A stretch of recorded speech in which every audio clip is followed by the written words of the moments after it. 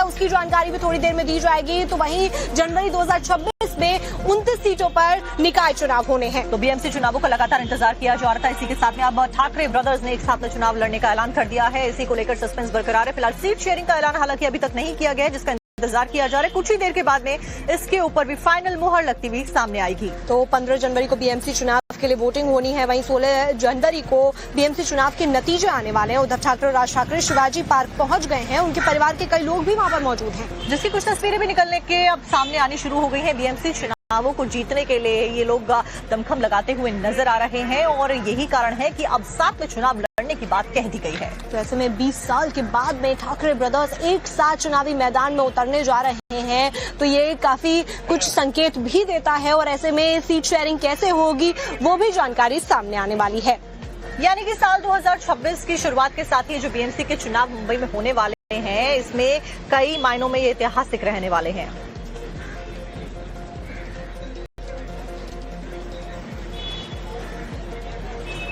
देखिए, उद्धव ठाकरे और राज ठाकरे शिवाजी पार्क पहुंच चुके हैं। उनके परिवार के कई लोग भी वहां पर मौजूद हैं। आपको बता दें कि 29 सीट पर नगर निगम का चुनाव होने जा रहा है। जनवरी 2026 में ये चुनाव होगा। 15 जनवरी को वोटिंग होगी, तो वहीं 16 जनवरी को इसके नतीजे आने वाले हैं। आपको ये भी बता दें कि अब तक शिवसेना, उद्धव गुट और एमएनएस राज ठाकरे के अलग अलग रहने से मराठी वोट बढ़ गए थे। अब मराठी वोट एक साथ में आ जाएंगे। यही कारण है कि अब ये जो चुनाव है वो साथ में लड़ने का फैसला लिया गया है, वो भी 20 साल के बाद में इतना बड़ा कदम यहाँ पर उठाया गया है। और इसका सीधा असर होने वाला है भारतीय जनता पार्टी, कांग्रेस और एनसीपी गठबंधन के ऊपर। यानी कि एक तरीके से देखा जाए तो चुनौतीपूर्ण इन सभी पार्टियों के लिए चुनाव रहने जा रहे हैं। किस तरीके से यहाँ पर जो वोटिंग है वो बदलने वाली है, ये देखना होगा, क्योंकि मराठी वोटर्स को एक साथ लेने की यहाँ पर कवायद तेज हो गई है। और क्योंकि महाराष्ट्र में सबसे ज्यादा जो वोटर्स हैं वो मराठी बोलने वाले हैं, ऐसे में जब दोनों भाई साथ में आएंगे तो कई सारे जो बेनिफिट्स हैं वो इंडिविजुअली भी होते हुए नजर आएंगे। कई सारी जो सुविधा हैं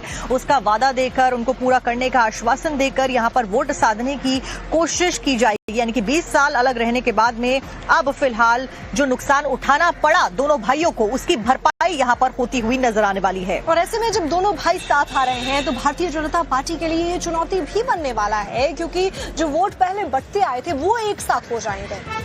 और देखिए तस्वीरें जो सामने आ रही हैं, जो परिवारजन, दोनों भाई इकट्ठे हुए हैं, पूरा परिवार नजर आ रहा है, पत्नियां भी नजर आ रही हैं, बच्चे भी हैं। तो महाराष्ट्र के हालिया स्थानीय निकाय चुनाव में भाजपा, शिंदे गुट की शिवसेना और अजित पवार की एनसीपी वाले गठबंधन को बड़ी जीत हासिल हुई थी। तीनों ही पॉलिटिकल पार्टियों ने अलग अलग चुनाव लड़ा था, लेकिन चुनावों में अपना दबदबा यहां पर जरूर दिखाया था। देखिए, अब तस्वीरें भी सामने आ रही हैं किस तरीके से शिवाजी पार्क के अंदर ठाकरे मौजूद हैं। उद्धव ठाकरे और राज ठाकरे एक साथ मंच शेयर कर रहे हैं, तो वहीं उनके परिवार के सदस्य भी आज उनका साथ देने के लिए यहाँ पर पहुंचे हैं। दोनों की धर्मपत्नी भी इस दौरान मौजूद है। महाराष्ट्र की सियासत में ठाकरे बंधुओं ने एक बड़ा फैसला लेकर सबको आज चौंका दिया है। बीएमसी चुनावों में उद्धव ठाकरे और राज ठाकरे के साथ में एक साथ में चुनाव लड़ने वाले हैं। इसी के ऊपर ज्यादा जानकारी लेकर राकेश हमारे सहयोगी हमारे साथ जुड़ गए हैं। राकेश, ओवर टू यू, क्या कुछ अपडेट है? अब आगे क्या रणनीति दोनों भाई 20 साल के बाद में अपनाते हुए नजर आएंगे? जी बिल्कुल, देखिए एक तरफ जहाँ शिवसेना दो गुटों में बढ़ गई, उसके बाद में खुद राज ठाकरे, इनका भी जो परफॉर्मेंस है पिछले चुनाव में बेहद खास रहेगा। कहीं ना कहीं दोनों जो पार्टियां हैं वो अपनी सियासी अस्तित्व को बचाने के लिए जो यहाँ पर आए, यहाँ पे देखिए एक साथ अभी कई सारे नेता जो है वो आने शुरू हो गए हैं और यहाँ पर अब हलचल जो हो गई है। बाला साहेब ठाकरे स्मृति स्थल पर जो है दर्शन लेने के बाद में वो अब दोनों ही बंधु जो है यहाँ पर पहुंच गए। ये देखिए यहाँ पर अभी फिलहाल आपको राज ठाकरे के बेटे आपको यहाँ पर दिखाई दे रहे हैं, अमित ठाकरे यहाँ पर पहुंच चुके हैं और अब दूसरे भी जो नेता आदित्य ठाकरे भी यहाँ पर आ गए हैं। मैं आदित्य ठाकरे से भी आपकी बातचीत करने की कोशिश करूंगा ताकि आपकी जो बातचीत रहे। आशीष मेरे साथ है। आदित्य जी, आप आदित्य जी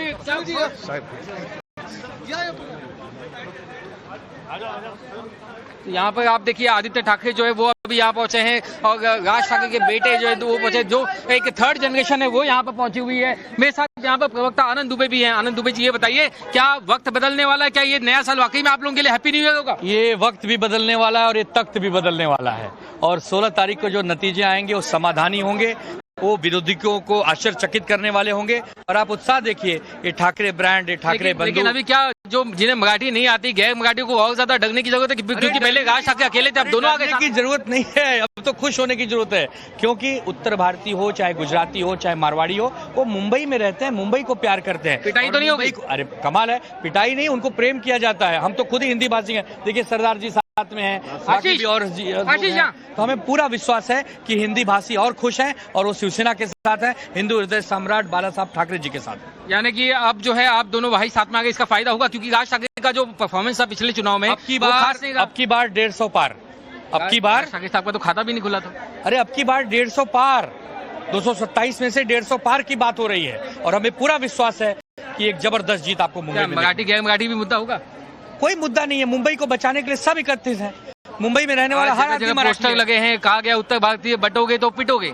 उत्तर भारतीय न तो बटेगा, न तो कटेगा, न पिटेगा, बल्कि बीजेपी वाले डरेंगे, तभी उनके पंख छटेंगे और तभी हम शिवसेना वाले उड़ेंगे।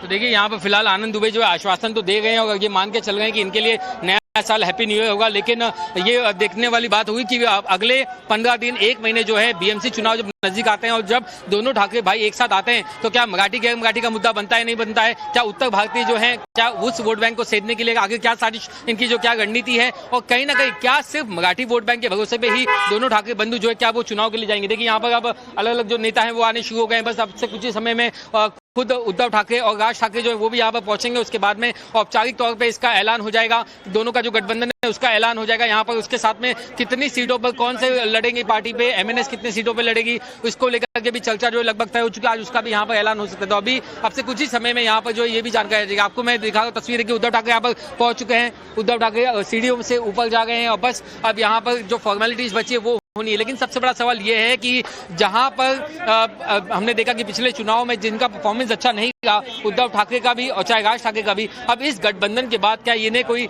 जो है जीवन दान मिलेगा, इन्हें कोई संजीवनी इनके राजनीतिक अस्तित्व को मिलती है नहीं मिलती है, ये देखने वाली बात होगी। बिल्कुल राकेश, सेना की अगर बात की जाए तो जो लड़ाई है शिवसेना को लेकर, उसको लेकर भी सवाल लगातार खड़े होते रहे हैं। तो ऐसे में अपनी जमीन तलाशती हुई नजर बीते दिनों आई है शिवसेना। अब ऐसे में एक चुनौती क्या बन पाएगी भारतीय जनता पार्टी के लिए? आपको क्या लगता है इस पर?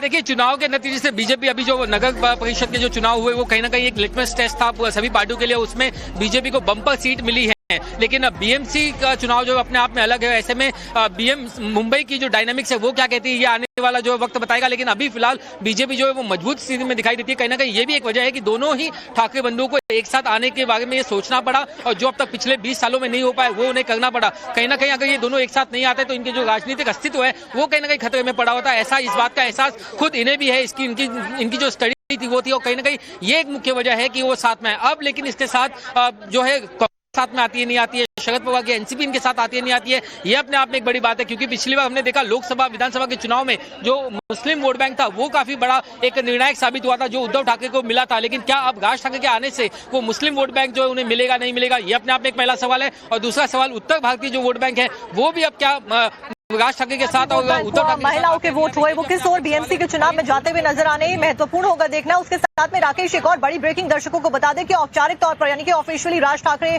और उद्धव ठाकरे प्रेस कॉन्फ्रेंस करके कुछ ही देर में इस बात का ऐलान भी करने वाले हैं। राकेश आप भी ग्राउंड पर मौजूद हैं, ऐसे में एक बड़ी चुनौती ये भी है कि क्या वाकई जनता दोनों के साथ आने के बाद में इनको वोट डालेगी या फिर बुनियादी सुविधाओं का जो वादा करता है, जो आश्वासन देता है और इसको सुनिश्चित करता है उसकी ओर जाने की बात कहेगी?